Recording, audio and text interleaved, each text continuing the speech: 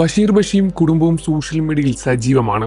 പ്രണയത്തെക്കുറിച്ചും വിവാഹത്തെക്കുറിച്ചും രണ്ട് വിവാഹം ചെയ്തതുമായുള്ള തുറന്നു പറച്ചിലുകൾ എല്ലാം വൈറലായിട്ടുണ്ടായിരുന്നു. തുടക്കം മുതലേ തന്നെ കൃത്യമായ വീഡിയോകൾ പങ്കുവച്ചിരുന്നു മഷൂറ. കുഞ്ഞതിഥി എത്തിയതോടെ ആയിരുന്നു കാര്യങ്ങളെല്ലാം ബ്രേക്കായത്. ഇപ്പോഴത്തെ വീണ്ടും പഴയ പോലെ സജീവമാകുകയാണ് മഷൂറ. ജ്വല്ലറിയിലും ഡ്രസ് ബിസിനസ്സുമായി സജീവമാണ് മഷൂറയും സുഹാനയും. അതും ഞാൻ രണ്ടുപേർക്കുമായി ഏൽപ്പിച്ചതാണ്.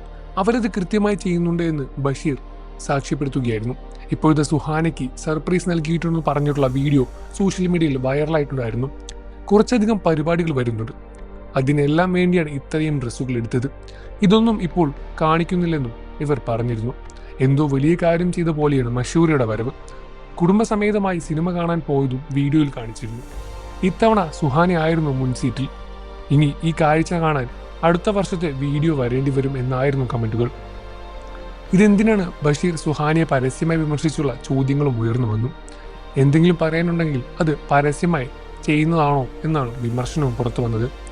സുഹാനിയെ പോലെ ഗതികെട്ട ജീവിതം വേറെ ആർക്കും കൊടുക്കല്ലേ ദൈവത്തിനായിരുന്നു ഒരാൾ കമന്റ് ചെയ്തത്.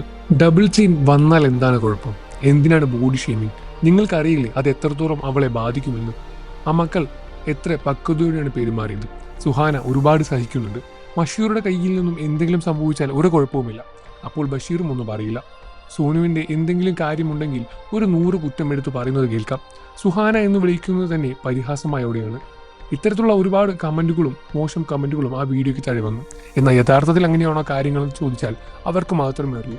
അവർ തമ്മിൽ വളരെ സൗഹൃദത്തിലാണെന്നും നല്ല രൂപത്തിലാണ് ജീവിതവും മുന്നോട്ട് കൊണ്ടുപോകുന്നതെന്നും കുറേ പേർക്കറിയാം.